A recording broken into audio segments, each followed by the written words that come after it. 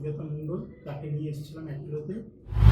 Doctor Rupashree দাশগুপ্তকে consult করেছিলাম। উনি বলেছিলেন যে রোবোটিক সার্জারি করাটা খুব ভালো হবে, তাতে ব্লাড লস একদমই থাকে না এবং পেন বলে কোনো জিনিস থাকে না।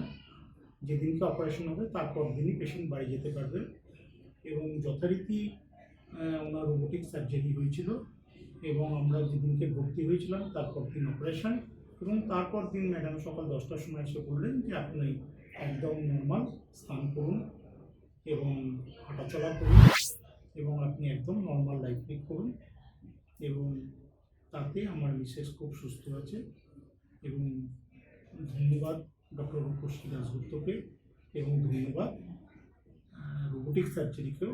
লেটেস্ট টেকনোলজি যে এত ভালো সুফল দিতে পারে সেটা আমরা নিজেরাই প্রয়োগ করে দেখলাম।